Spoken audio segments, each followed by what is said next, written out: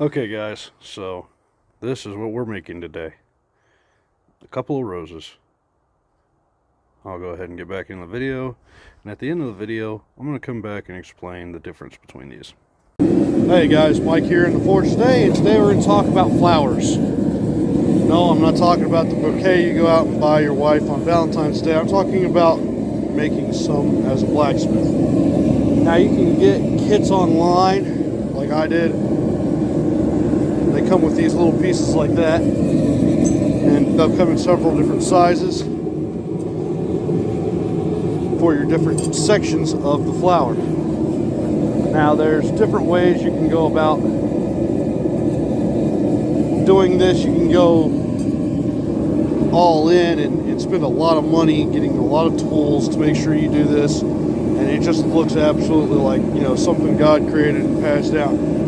Or you can do this with minimal tooling, and that's the route we're going to go today. I'm going to show you how to take the very basic thing that they send you and turn that into a presentable flower that you can give your wife, your mom,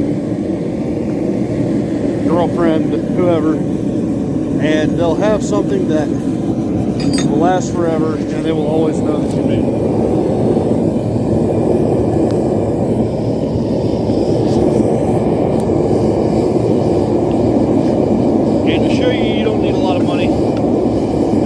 Hammer I'm going to be using. It's an 8-ounce ball peen from Walmart. I think I got it for like $8. And I'm not using fancy tongs. These are some Harbor Freight tongs that I picked up.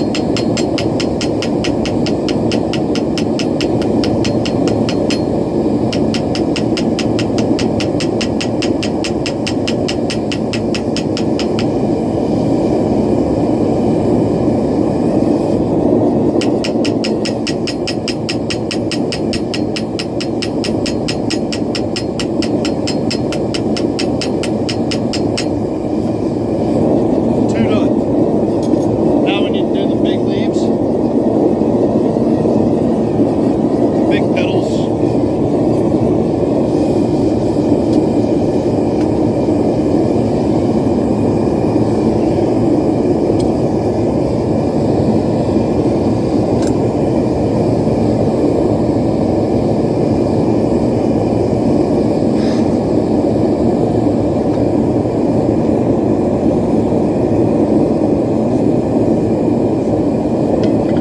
All of the stuff I'm doing in this project is something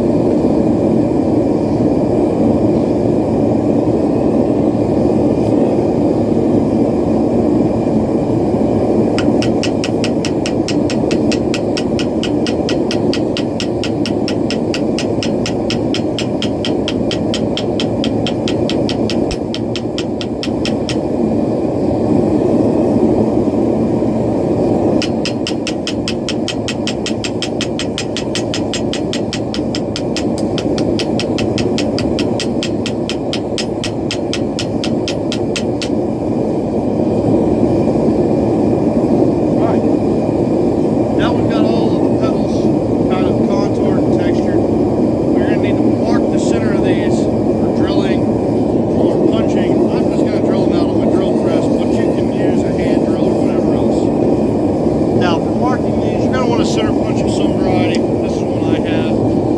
Just a little cheap one. I think I got this at Walmart. Again, probably a setup for 10 bucks. I don't remember. Just want to center that up.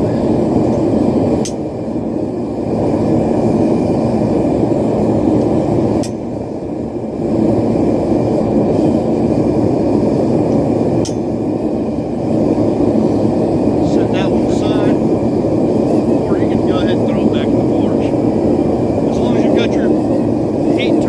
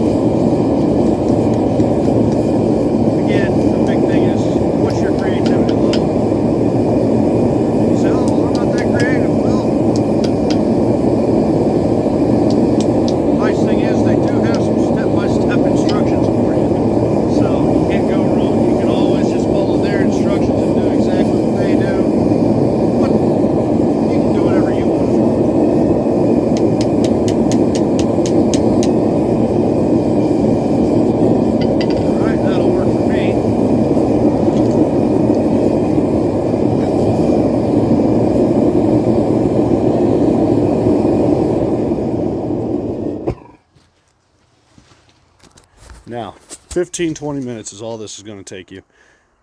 I'm going to go ahead and take these into the shop, and I'll see you in there where we will go over how I'm going to drill these holes out. I'm going to drill them out for a 1/4 inch round rod. You do whatever's best for you. Sorry about that. Lost some connectivity. But here we go. Let you guys watch as I work. Ooh, that sucks. You guys are just going to have to deal with this light. I'm really sorry. I've got to come up with a better way of filming this.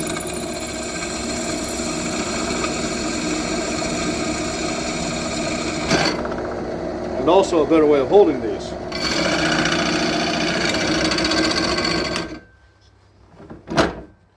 That is a big no-no.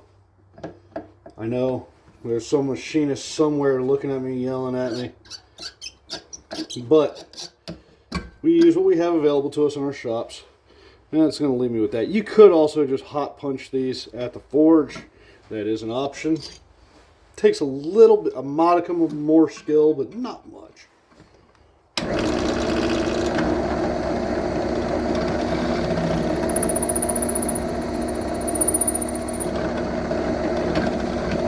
That's also why I keep a fairly light grip on these, is in case they decide they want to go flying.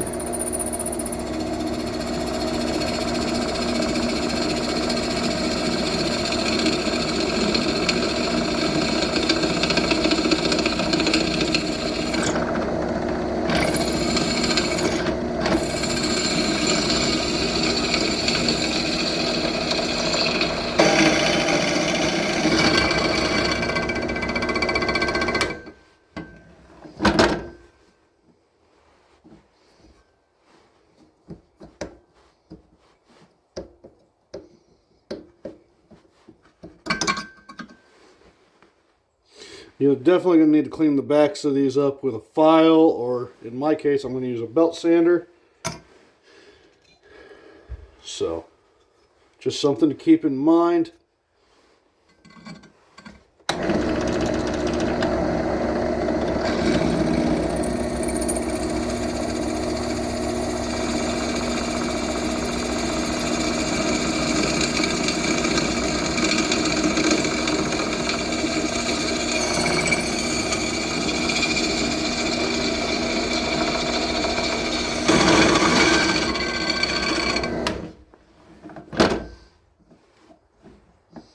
If I had a magnetic base for this, it would go a lot smoother, a lot faster. It'd probably be a lot easier. But I don't. It's something I'm probably going to look into buying for the shop. And after I finish with these, I'm going to show you guys what a finished one will look like.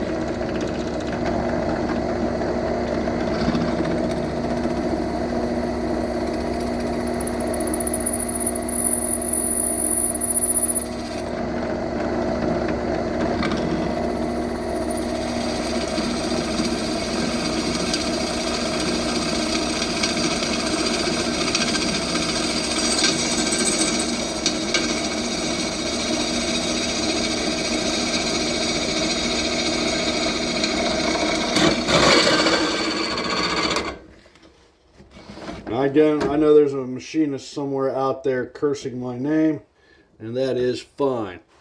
Again, I'm just using what I have available to me. It's nothing special. This is just a little central machinery 5-speed drill press. Could I get something better? I'm sure.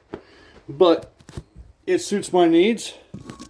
It performs the tasks I require. And then finally, I'm going to go ahead show you how I clean these up on the bench grinder real quick, or on the belt grinder real quick. And maybe I'll show you one on the bench grinder as well, although that's not quite as clean as I would like to be.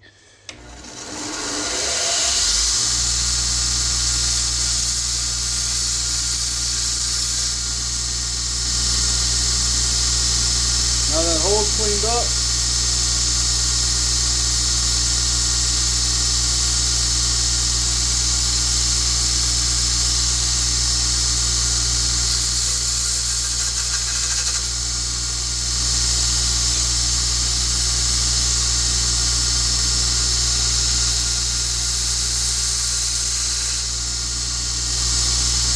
Ken's custom iron ones, they're attached by little pieces of steel right there. This is a good opportunity to go ahead and round that off.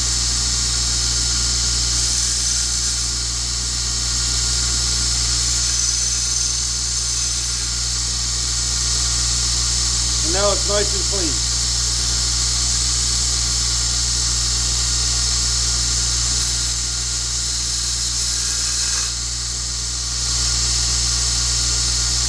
You see I've got another little part right there I need to clean up, so this would be a good opportunity to do that.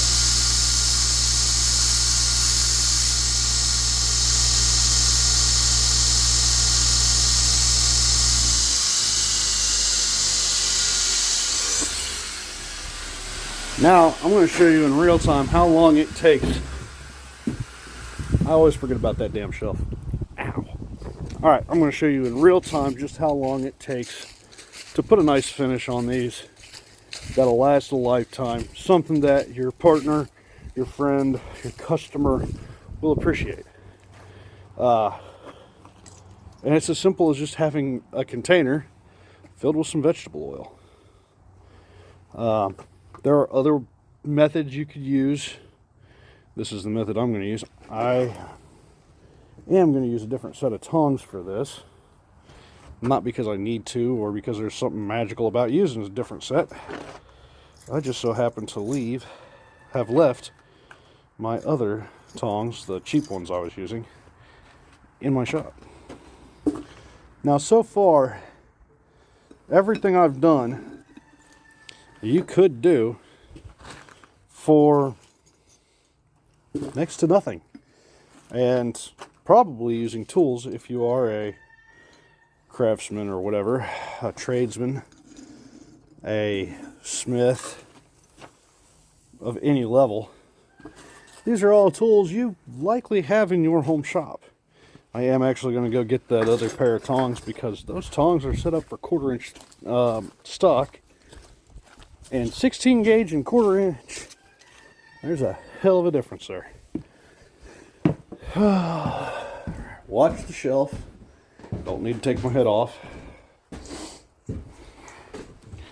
Tongs.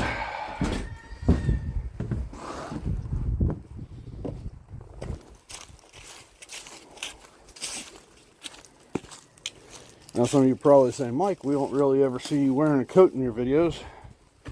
You don't normally work wearing a coat. What's going on? I'll tell you what's going on. It's January 1st. Happy New Year's to everybody. And it's pretty cold here in southeast Arkansas. Okay, I say that. It's cold as far as southeast Arkansas goes.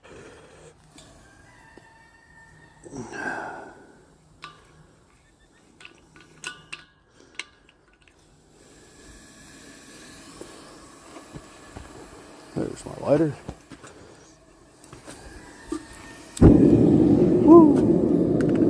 Alright, now the Ken's Custom Irons, their set comes with these leaves, but if you're a blacksmith, you know how to make some leaves. You can do better than the ones they send you. There's nothing wrong with the ones they send you, but they're just kind of plain.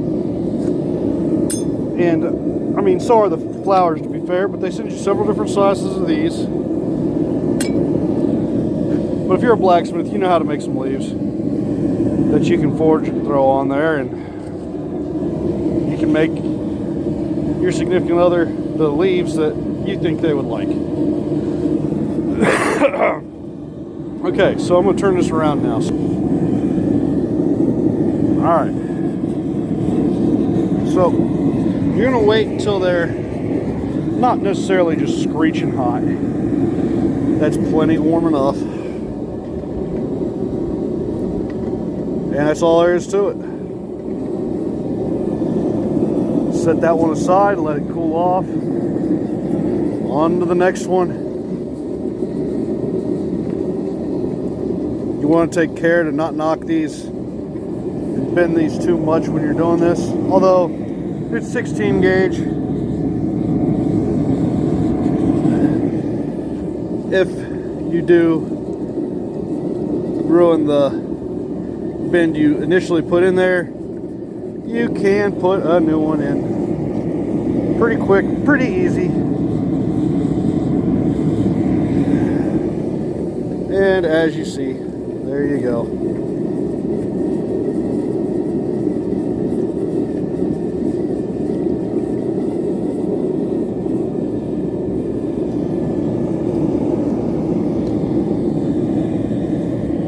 There they are, folks.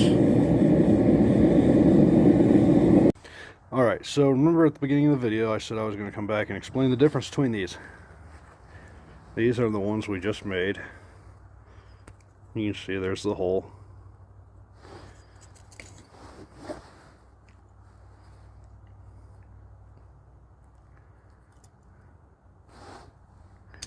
And here's one I made my wife about a year ago.